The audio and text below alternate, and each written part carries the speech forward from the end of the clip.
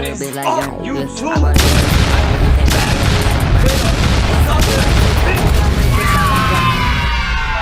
Back. I know you guys miss me. Nope. I want to start this video off with a question. Alright. What if I slap a child? Alright. Obviously, that sounds crazy. Okay, but what if I said this child was named... Okay, not named. What if I said this child was Hitler? Would it be justified or not? Sticking to the same question, what if I were to switch the words around and say, would you slap this baby for $1 million? Somebody who wants to become a millionaire would literally do that. But so then at what point is it justified to slap a baby? Because for some people it's different. Like, if you present them with a whole different scenario and all these other factors, say you haven't drank water in like 2 days. Some man comes up to you, if you slap a baby, I will give you all the water you want. Is it justified to slap a baby for some water? It just depends on the scenario. So then, my next question is, what is right and what is wrong? Is it right to say that Slat Demon is the best YouTuber to ever exist? And by that, I would say that is correct. That is one thing that all scientists and everybody knows. Like, Double points. I'm the best. The fuck?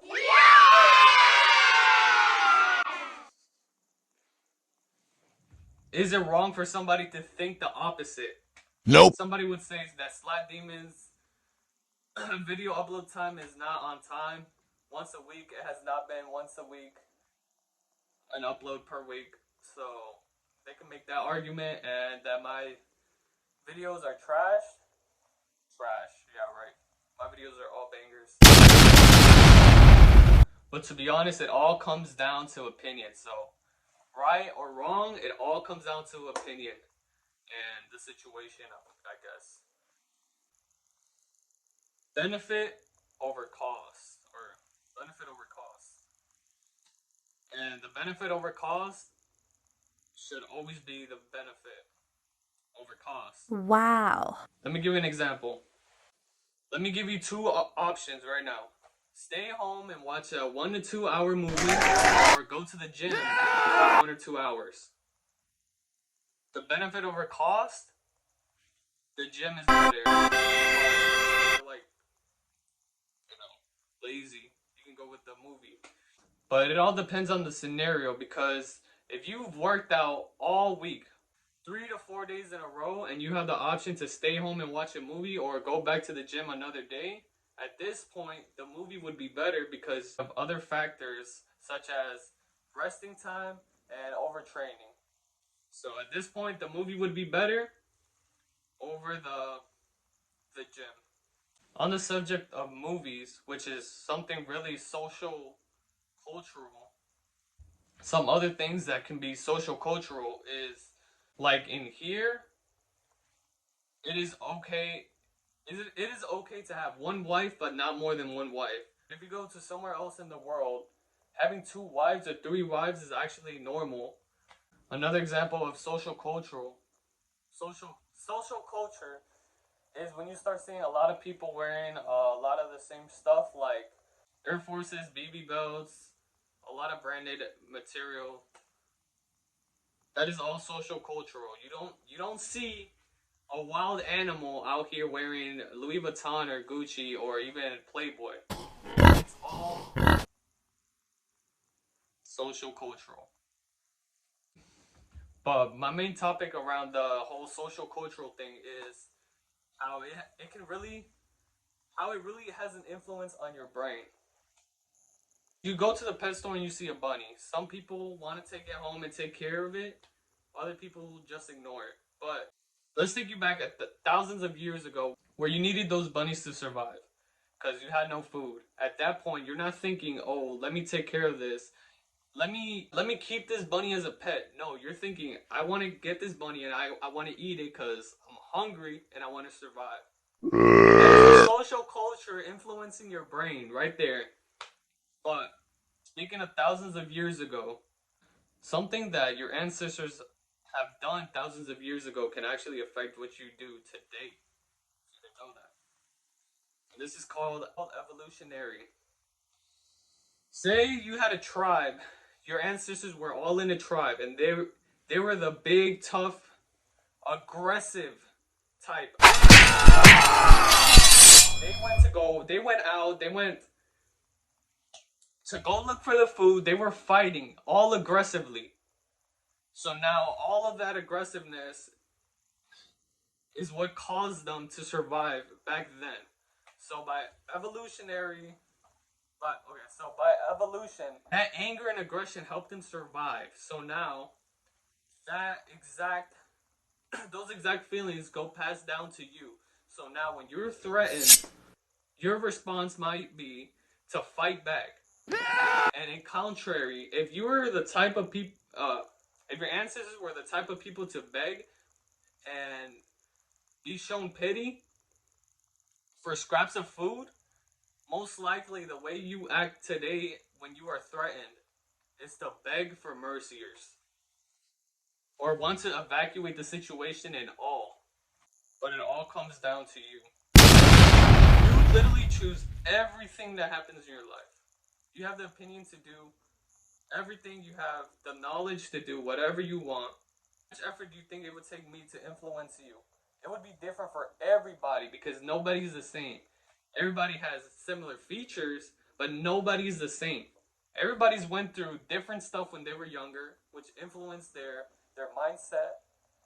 Which is why some people that are fat today were most likely told when they were younger that it was alright, which influenced them to stay the same. But at what point can I influence you enough to become a YouTuber? What exactly would I have to do? For some people, it would just be explaining the benefits of becoming a YouTuber. Followers, the fame. It's an easy job. You can make lots of money. And literally with these four, out of the who knows how many benefits it has, if you do it right. They're hooked on and they want to become a YouTuber. But for some people who have a stubborn grip on their opinion, which is good and bad. Bad for the person who wants to influence somebody else's opinion, and good for the other person who stays true to their opinion no matter what. Which at that point, it's basically impossible to influence them, but it's not impossible. You can always influence somebody to want to change their opinion. It's just a matter of how strict they are to that opinion and mindset and how far you are willing to go to change that.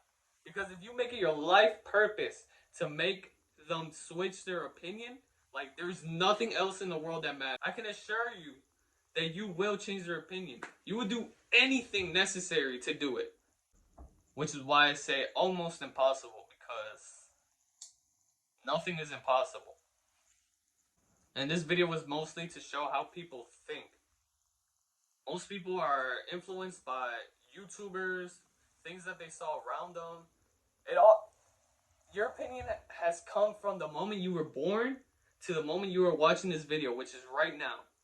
So everything that you have accumulated and thrown away, it has led up to this point in your life where you are right now. But yeah, there's many ways to change somebody's opinion. And just because so many people are stuck up on one opinion does not mean that that opinion is any less than the opposite side. Like some people will call anime trash and geek like, bro, do I look like a geek? If I take this off, am I less of a geek? Some people will say yes, some people will say no. If I take these posters off, will that make me any better of a person? Or am I just being influenced by the public that is telling me what to do? when I can have my own opinion and keep them up there because I like anime. But yeah, there are many factors that can change your opinion. Somebody who likes cars a lot can get into a car crash and not want to get into a car ever again because of that traumatic experience. So next time somebody calls you ugly, doesn't really matter. Next time somebody calls you a bum, doesn't really matter. Would you have taken me more serious in this video if I didn't have the Tanjiro kimono on? Or does it not matter because my information was still valid? Which then begs the question, does appearance matter? And yes, appearance does matter. I just finished editing my video and I realized that I didn't make an outro. So I want you guys to go hit that button, turn on post notifications. I want you to share this video with everybody you know. If you want to see more bangers, obviously hit the subscribe button. I think I said that already. But I want you guys all to know that no matter what, we will all be successful.